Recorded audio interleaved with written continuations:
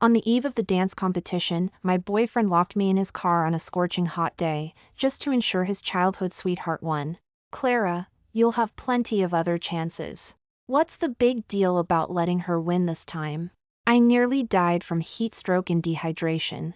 When I dragged myself, half dead, to the venue, my boyfriend was gracefully dancing with his childhood sweetheart. To stop me from performing, he ignored my pleas and brutally broke my leg. Clara, forgive me this once, and I'll make it up to you later. Chloe saved my mother's life. I have a deep obligation to repay that debt. On the day of our wedding, I dragged my broken leg to the hospital alone and had an abortion. When he arrived to pick me up, all he found was a bottle containing the embryo, with a note underneath, "We're through. Find your happiness, and I'll find mine." David, no, don't break my leg. Facing David Bennett's grim, ruthless gaze, I cowered in a corner of the backstage, trembling all over. Who could have imagined that when I appeared before David Bennett, having almost lost my life, instead of receiving pity and comfort, I was met with fury. Clara, why didn't you listen to me?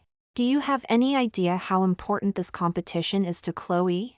You're a genius, you've won so many championships effortlessly. What's the big deal about giving her a chance this time? I was instantly stunned, the unspeakable pain leaving me sobbing uncontrollably. What did he mean? Give? The winner of this dance competition would become the principal dancer and go on an international tour. Taking our classical ballet to the world, seeing me shine on the biggest stage, was Grandma Eleanor's dying wish. For this, I had endured pain that was unbearable for ordinary people. Whether in bitter cold or sweltering heat, I practiced day after day in the dance studio. My feet were raw, the bleeding wounds repeatedly festering. Every pair of pointe shoes was stained with my blood. I poured so much sweat and blood into this, and he says just give it up. Watching David Bennett approach me step by step with a golf club, I bowed my head low, my heart feeling as if it was being repeatedly sliced by a knife. At this moment, I was completely defeated. This man, who had promised to spend his life with me, gave all his favoritism to Chloe Harrison. Such favoritism that to clear the way for Chloe Harrison, he didn't hesitate to break my leg. I looked at the bleeding wounds on my hand, and the suffocating feeling of being locked in the hot car rushed over me again. Before the competition, he had locked me in the car and left me out in the wilderness. The high temperature inside the car quickly dehydrated my body. I screamed for help repeatedly, but there was nothing but empty echoes. Only just before losing consciousness did my survival instinct unleash a powerful force, allowing me to shatter the car window with my bare hands and escape. Grief, anger, and disappointment condensed into a complex emotion, making my voice sound somewhat sharp. David Bennett, you once said you would love and protect me forever. How could you be so cruel to me? Dance is my lifelong dream. Are you really going to break my wings for Chloe Harrison? I broke free from the bodyguard's grip and knelt at his feet, completely losing my dignity. David, please let me compete, okay? Seeing my face covered in tears, a look of tenderness appeared on David Bennett's face, and he gently placed his hand on my head. Seeing him hesitate, I breathed a sigh of relief and prepared to go get ready. Just then, David Bennett's phone rang urgently. It was a video call from Chloe Harrison. In the picture, she was standing on a rooftop on the 18th floor, her eyes red and swollen. David, becoming principal dancer has always been my dream, but as long as Clara is here, I'll always be second best. She wiped away her tears. I'm sorry, David, it's because I'm not as skilled. I've disappointed you both. Seeing her lift one foot to step over the railing, David Bennett's voice became frantic. Chloe, don't do anything foolish. Don't worry, I'll take care of everything for you. After saying that, he turned the phone's camera towards me. His two bodyguards held me down tightly. Under my terrified gaze, David Bennett advanced towards me step by step. I screamed hysterically, David Bennett. Dance is as important as my life.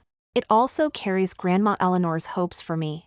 If my leg is broken, I'll never be able to dance again. Please. There seemed to be tears in David Bennett's eyes. Clara, don't be afraid, it'll only hurt for a moment. Forgive me. Even if you can't dance anymore, you still have me. But if Chloe loses the competition, she'll have nothing. After saying that, ignoring my desperate pleas, he swung the club hard at my leg. Ah! My piercing scream echoed in the empty backstage. Bone-deep pain swept through my entire body. I curled up on the ground, weak and pathetic, looking at my bloody and mangled left leg. At this moment, the belief I had built up over years of pride and effort collapsed completely. My dream of being a dancer was shattered. Seeing me like this, David Bennett hung up the video call and held me in his arms. Clara, don't hate me. Chloe is my mother's savior, so I can't just stand by and let anything happen to her. Don't worry, I'll be responsible for the rest of your life. I could no longer control the hatred in my heart and slapped him across the face. Responsible? With what will you be responsible? My parents passed away when I was very young. My grandma Eleanor and I depended on each other since childhood. So that I could learn to dance, she worked in a restaurant during the day and stood by trash cans at night picking up discarded cardboard boxes. One time, during a torrential downpour, Grandma Eleanor was hit by a motorbike going the wrong way while trying to retrieve some bottles. Blown away by the wind, and she coughed up blood as she lay on the ground. When I came home from school, I held Grandma Eleanor and cried desperately, refusing to dance anymore. Grandma Eleanor gently stroked my head with her withered hand. Good girl, Grandma doesn't hurt. Grandma loved dancing when she was young, but that era was destined to bury the talents of most girls. For you to be able to shine beautifully on stage, that is Grandma's glory, and it is my expectation of you. For Grandma Eleanor's ideal, and even more for my own burning passion, every step we took was filled with unspeakable hardship and tears. David Bennett's promise of responsibility, in my eyes, was nothing but an excuse to clear the way for Chloe Harrison, utterly ridiculous. The Harrison family and the Bennett family were old family friends, and the two of them were childhood companions. When they were 12, there was a natural gas, leak in a bed and breakfast / and they were staying at during a family trip. Chloe Harrison bravely carried David's mother out despite the danger. But her own mother died in that accident, a double tragedy. From then on, the entire Bennett family treated Chloe Harrison as their own daughter. Later, Chloe Harrison's father remarried, and her stepmother Susan Harrison treated her extremely harshly, so the Bennett family simply took her in and indulged her every request. The Bennett family had once asked him to marry Chloe Harrison, but he had firmly refused. He insisted that he only saw her as a sister, and the person he loved was me. Yet, he repeatedly hurt me, the one he claimed to deeply love, for Chloe Harrison, the one he didn't love. How ironic. I had questioned their relationship, but every time I brought it up, it would make him furious. I've already upset Chloe for you, why do you have to be so harsh on her?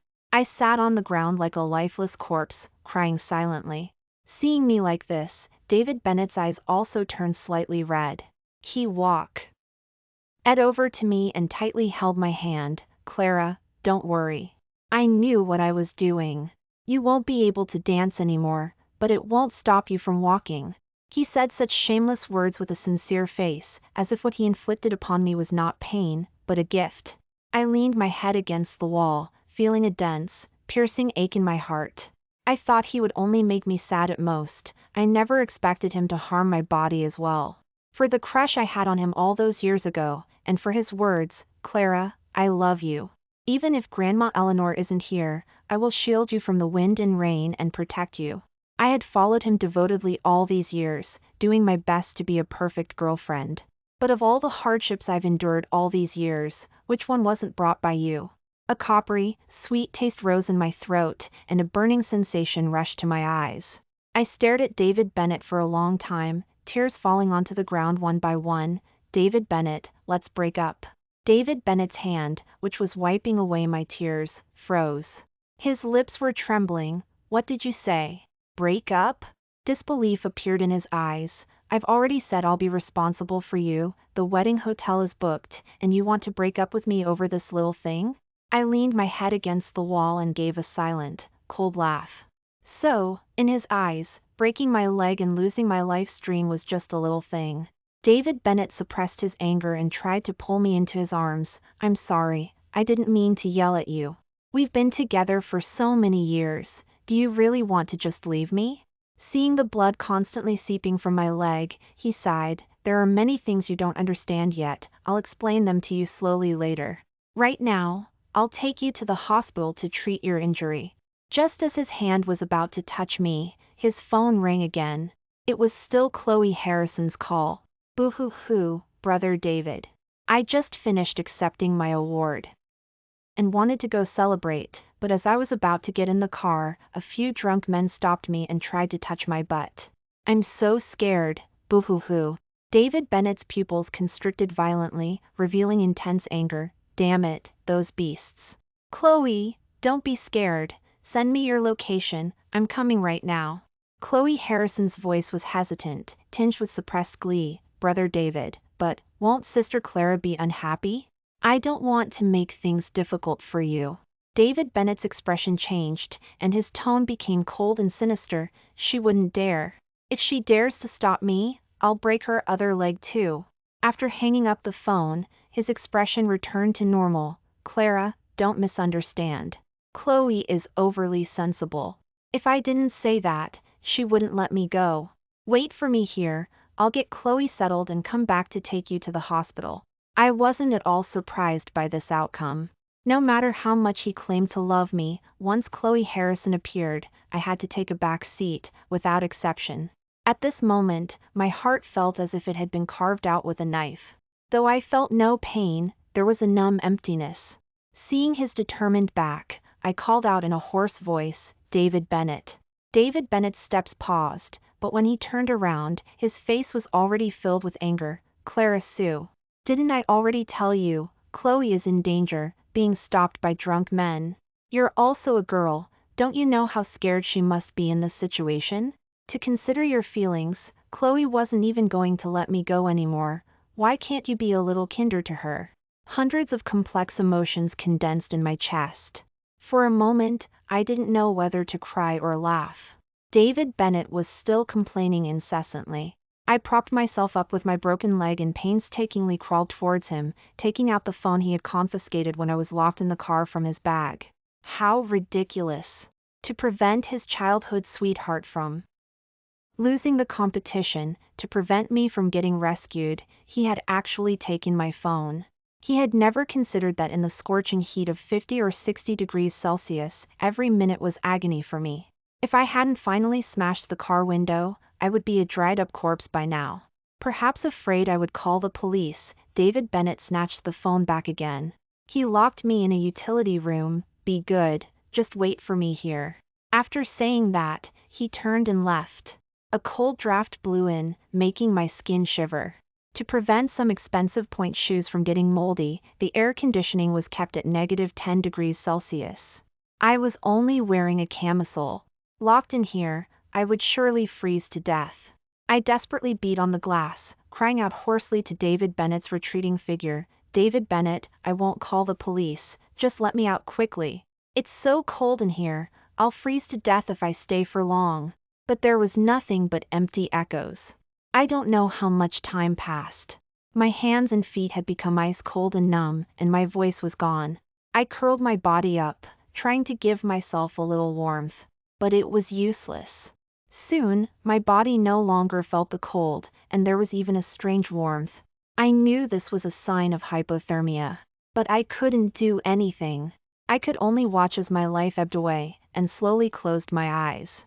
When I opened my eyes again, my nostrils were filled with the strong smell of disinfectant. The doctor in front of me, with slender fingers, handed me a glass of water. How did you end up locked in such a hidden utility room? Were you kidnapped or coerced?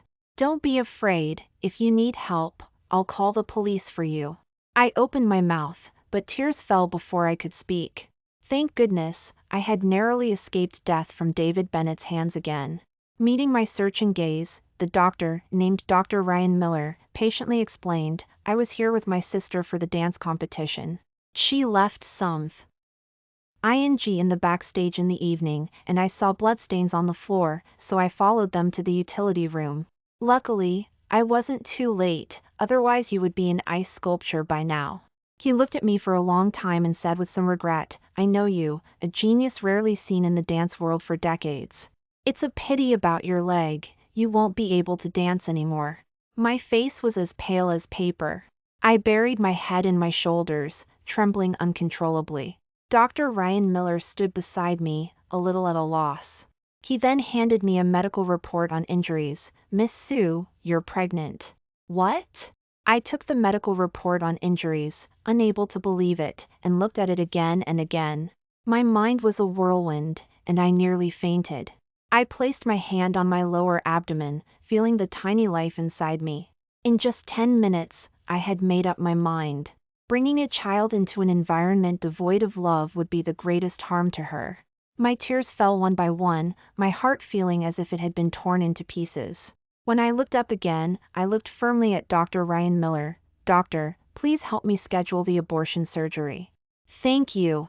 Dr. Ryan Miller was startled for a moment, then nodded. I leaned back against the hospital bed, each breath pulling at the searing pain in my chest. I refused Dr. Ryan Miller's kind offer to call the police for me. The Bennett family had a massive business in Northwood City. If Dr. Ryan Miller got involved, there would likely be endless trouble.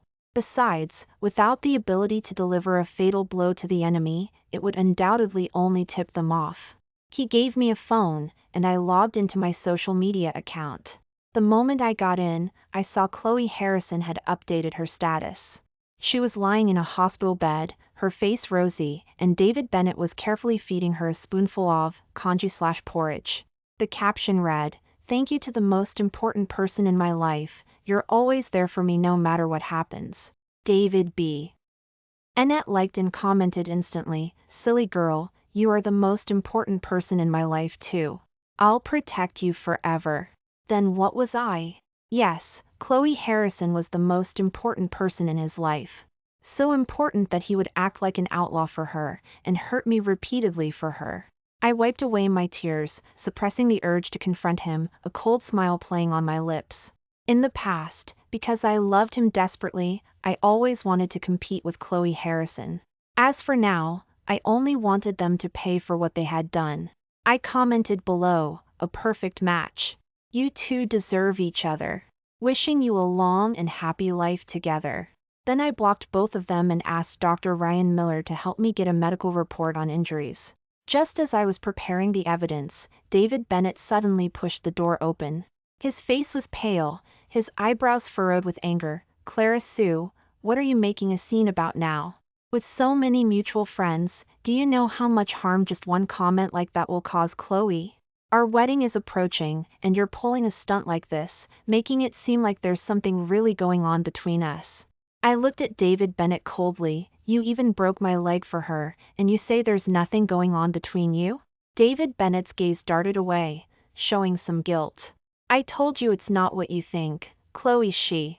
David Bennett opened his mouth, seeming unable to find a reasonable explanation. He softened his tone, "Okay, stop making a fuss. Anyway, after you become Mrs. Bennett, you'll have all the money you could ever want. You just need to help me have a child soon. Why bother working so hard and showing yourself off dancing? Besides, Chloe is the Bennett family's savior. It's only right for you to repay her." I was trembling with anger, my voice shaking uncontrollably. "David Bennett, Chloe Harrison saved your mother, not mine. If you want to repay her, why don't you break your own leg? Why? Oh, you have to hurt me to achieve your noble reputation?" I touched my left leg, wrapped in thick bandages, crying and pounding the hospital bed. David Bennett's eyes were full of disappointment. "Clara, I thought you understood my intentions. I didn't expect you to think of me this way. Do you think my heart doesn't hurt when I hurt you? I'm doing this for our future. My mother's impression of you has completely changed after hearing about this. Your life will be much easier after you marry into the family." Hearing David Bennett's words, I was stunned by his shamelessness. Just then, Chloe Harrison, who was following David Bennett, suddenly covered her mouth and shrieked, "Oh dear, I'm so sorry, Sister Clara. I didn't know Brother David broke your leg for me, boo-hoo-hoo." I looked at her coldly, my tone full of sarcasm. "He even live-streamed himself hitting me on a video call with you, and you're saying you didn't know?" Chloe Harrison looked slightly awkward. She came over to me holding a pot of clam chowder like she was presenting a treasure. "Sister is injured, quickly have some soup to recover." A fishy smell wafted over. I saw large pieces of green seaweed floating in the oily, white soup, making my stomach churn. Seeing me turn my head away, David Bennett's eyes turned cold. Clara, Chloe was just worried you'd be unhappy, so she specially made you this soup. She's not even bothered that you humiliated her on social media like that, just drink the soup. Oh, thank her for her generosity. I turned my head away, my eyes stinging. David Bennett, didn't I tell you I'm severely allergic to seaweed? David Bennett paused, seemingly remembering something, but it's Chloe's gesture, just drink a little. Dante, disappoint/let down, Chloe's kindness. I let out a long breath, my voice thick with congestion. Do I have to have an allergic reaction and die in front of you for you to be satisfied? Before I finished speaking, Chloe Harrison's tears streamed out. S.H. E grabbed my hand and slapped herself across the face. I'm sorry, it's all my fault for making sister angry. If sister is unhappy, just hit me to vent your anger. Please don't blame brother David. I'll pour out the soup right now. Seeing Chloe Harrison cry, David Bennett was naturally heartbroken. He frowned, his tone firm and unquestioning. You burned your hand for this soup. How can you just pour it out? David Bennett took the soup and came over to me. Drink it. I closed my eyes in annoyance, not wanting to see them anymore. My passive attitude completely enraged David Bennett. He grabbed my hair and tried to force the soup into my mouth. The fishy, greasy taste went down my throat and into my stomach, making me feel uncontrollably nauseous. I struggled desperately, knocking the soup bowl from David Bennett's hand. Ah! A sharp scream nearly shook the dust off the hospital room walls.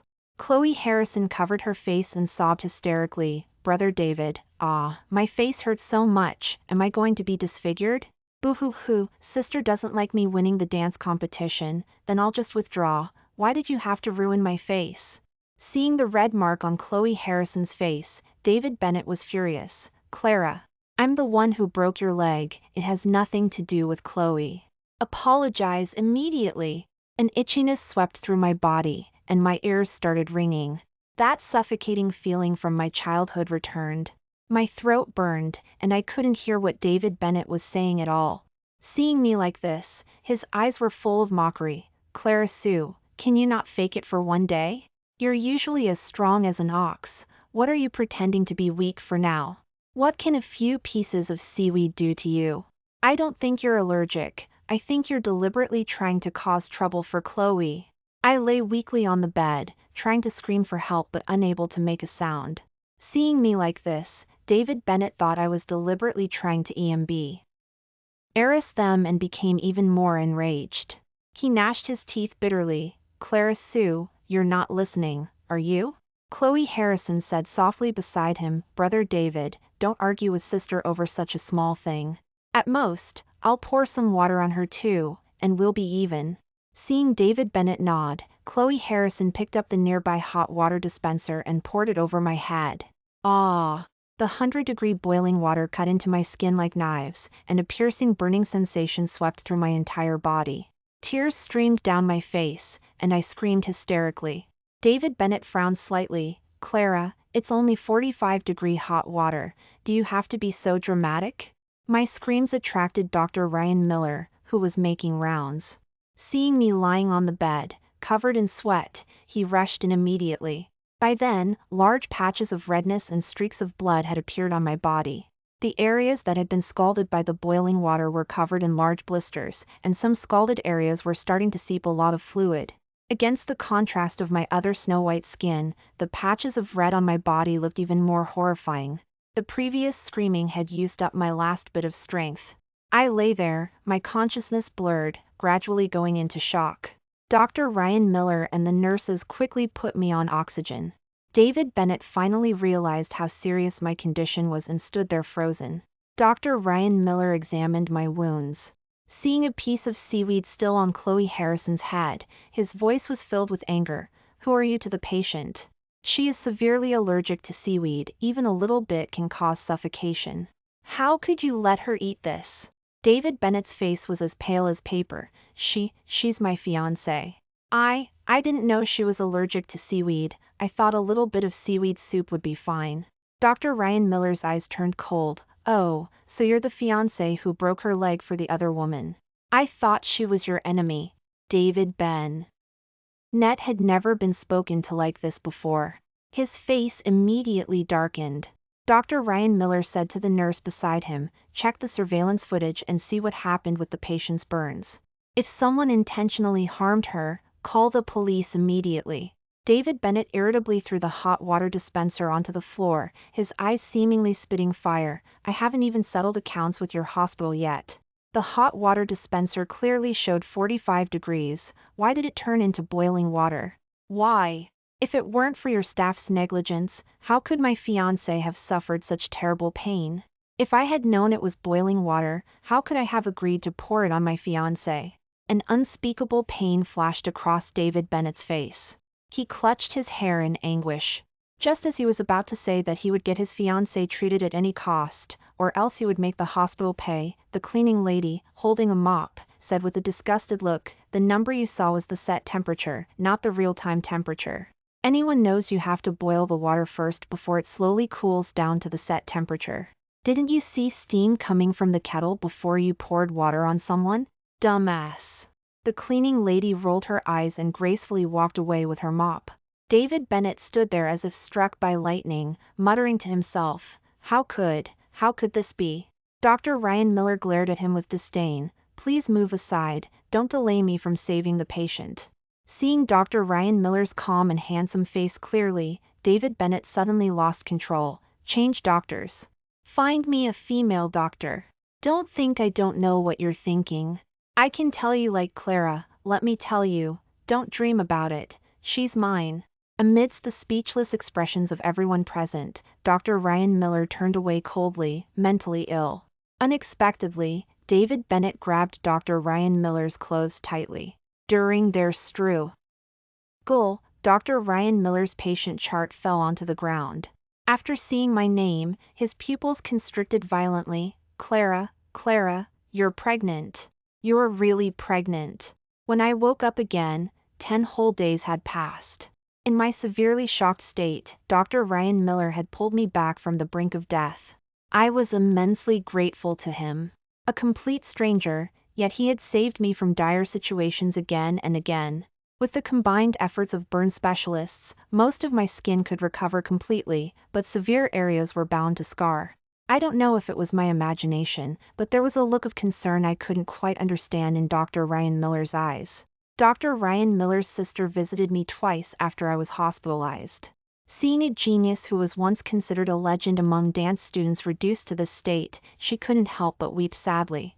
That day, David Bennett, who had been waiting outside the door, finally had a chance to come to my bedside.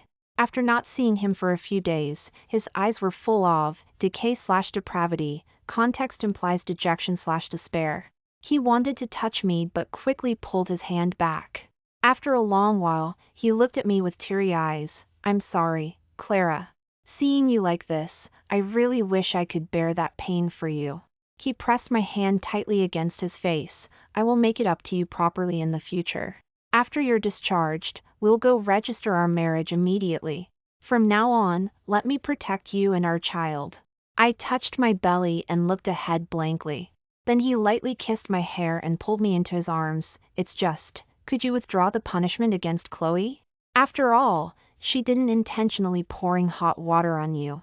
Seeing my confused look, he said, "That day, after you were rushed to the ER, the hospital called the police. Now she's still at home, waiting to be summoned at any time. What I mean is, could you settle this? She's only 20, she just won the dance competition, and her future is bright. If it gets out that she was taken into custody right now, her whole life will be ruined." I thought I would feel heartbroken after hearing these words, but unexpectedly, besides a habitual bitterness, there was nothing else. I looked at him coldly. "What if I don't agree?" David Bennett's expression changed again and again. "Clara, don't force me. I really can't let anything happen to Chloe." Seeing that I wouldn't back down at all, David Bennett said something in a trembling voice that completely extinguished the last bit of affection I had for him. "Clara, if you don't agree, then we won't get married, and the Bennett family won't acknowledge the child in your belly. You're not in good health, you won't bear to abort a child you conceived with difficulty." Seeing my pale face, David Bennett's face showed a hint of reluctance. Can you bear to let your child be born without a father, pointed at and called a bastard? Clara, be good. Don't be willful. For the sake of our child, just compromise this one more time. I looked at the man in front of me, unable to believe it, feeling incredibly sad. How biased must a person's heart be to say something like that? This time I didn't cry, but suddenly burst into wild laughter, laughing almost mad/insane, laughing with tears streaming down my face. I pointed at David Bennett and repeated good several times. He hugged me excitedly. I knew Clara is the best girl. Are you going crazy with happiness because you know my mom agreed to us getting married? Get yourself ready. 3 days after you're discharged, we'll go get married. I'll go back now and tell Chloe the good news. The poor girl has been restless and scared these past 2 days. Watching David Bennett's retreating figure, I buried my face in the quilt and sobbed loudly. After calming down, I sent a message to Dr. Ryan Miller. Dr. Miller, I hope the surgery can be moved up. I can't wait until 3 days from now. Dr. R. Yen Miller didn't ask any questions and arranged the best obstetrician gynecologist for me. The doctor told me not to worry, that I only had a retroverted uterus and wasn't infertile. One abortion wouldn't affect anything. I lay in the hospital bed, drinking the chicken soup Dr. Ryan Miller brought, and transferred all the money I had to him. He had saved me repeatedly, and I had no way to repay him. Dr. Ryan Miller didn't accept it, only asking about my future plans. I thought for a moment and replied, go back to Fairview. Ever since Grandma Eleanor passed away, I had followed David Bennett all the way to Northwood City. I had loved him, and left with nothing but scars. The air in Fairview still held a faint trace of Grandma Eleanor. I was truly homesick. I looked at my left leg, which I still couldn't move easily, and smiled bitterly. If Grandma Eleanor knew I had hurt myself like this for the sake of so-called love, she would be heartbroken. There was a hint of surprise in Dr. Ryan Miller's eyes. I happened to be going to Fairview for an exchange study. You can ride with me. 3 days later, I was discharged early. Throughout my journey, I had loved too tiredly and too painfully. In the past, I would always immerse myself in my narrow world, refusing to let go of this already rotten relationship. Now I was withdrawing. I would no longer be an obstacle to him repaying Chloe Harrison. Of course, that wasn't the only surprise. Before leaving, I compiled all the evidence of David Bennett and Chloe Harrison harming me and handed it over to the police, then had my attorney sue them. Next, I placed the last piece of sealed evidence in the house. It turned out that Chloe Harrison had secretly turned on the gas, natural gas, in the bed and breakfast/in because her mother was pregnant with a second child, and she felt the arrival of her brother would affect her status. She hadn't expected to take it too far, and her mother had discovered her. Chloe Harrison's mother had been lying on the ground, saying she was wicked and that she would teach her a good lesson once she got out. In a panic, Chloe Harrison abandoned her mother and ran. Seeing the Bennett family arrive, she wanted to seize another chance for herself, so she carried Catherine Bennett out. Unexpectedly, Chloe Harrison's father James Harrison had already been having an affair and took the opportunity to get rid of Chloe Harrison's mother Mary Harrison. After the mistress taking the wife's place, Chloe Harrison's good days were over, so she desperately tried to please the Bennett family. Because I was the biggest obstacle between her and David Bennett, she tried everything to get rid of me. Chloe Harrison was indeed detestable, but the ultimate instigator of everything was David Bennett. If he hadn't indulged her repeatedly, how could I have been hurt again and again? I sat in Dr. Ryan Miller's car, my left leg still throbbing with sharp pain from time to time. David Bennett must have seen what I left him. My phone vibrated like a motorcycle. Dr. Ryan Miller tilted his head and looked. Your ex-boyfriend is calling. Aren't you going to answer and clarify things? I took out the SIM card and broke it in my hand. I've already made it very clear. If he's still a person, he shouldn't appear in my world. During my time back in Fairview, I felt a sense of relaxation I had never experienced before. I planted flowers and grass in the small yard I bought for Grandma Eleanor and opened a coffee shop. Because of its unique and exquisite decor and excellent taste, it even became a viral cafe. I heard from Dr. Ryan Miller that after I left, David Bennett went mad when he saw the bottle containing the embryo and was searching high and low for me. I took a sip of coffee and sneered. He was as self-centered as ever. I was curious why Dr. Ryan Miller hadn't returned to Northwood City. He smiled. I quit my job. I'm taking over the family business. Only then did I realize that his family was actually the richest in Fairview. The court's judgment finally came down after several months. David Bennett and Chloe Harrison were sentenced to 6 months and 3 months in prison respectively for intentional injury. The total compensation for my various losses was $6,580,000. I did not nobly refuse the compensation. When my attorney transferred the money to me, he said David Bennett was in very bad shape and wanted to see me. I looked at the balance in my account and said coldly, "There's nothing to see. Don't tell me about his situation anymore." 6 months later, just as I was about to close the coffee shop, I heard someone call my name in a trembling voice. "Clara, I finally found you." I looked up and saw it was David Bennett. After half a year, he looked incredibly haggard, his cheeks deeply sunken. He coughed softly, his voice cautious but unable to hide his excitement. "Clara, I'm so happy to see you. I've already kicked Chloe Harrison out. If it weren't for her, how would we have ended up like this?"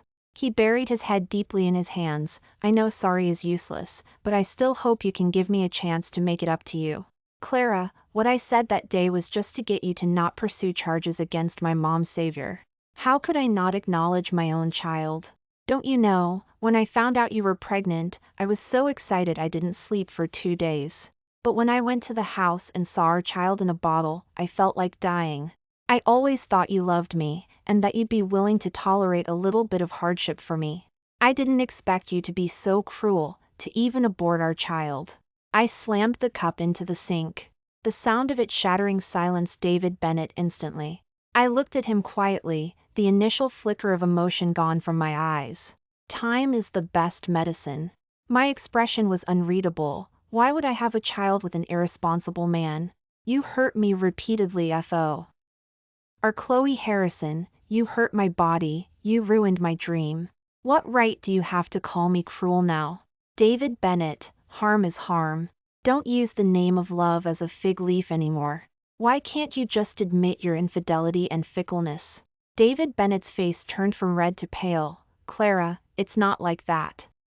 During the years we were together, you took such good care of me that I naively thought I could get away with anything because of your love. You were too radiant, too perfect. So I selfishly wanted to keep you by my side, completely and entirely mine." He crouched on the ground in pain. "Even though I didn't like Chloe Harrison, I was happy seeing her use little tricks for me. I never thought about hurting you, I just enjoyed the thrill of 2 women vying for me." A wave of nausea rose in my stomach, and I immediately kicked him out. Unexpectedly, in the following days, David Bennett clung to me like a persistent pest.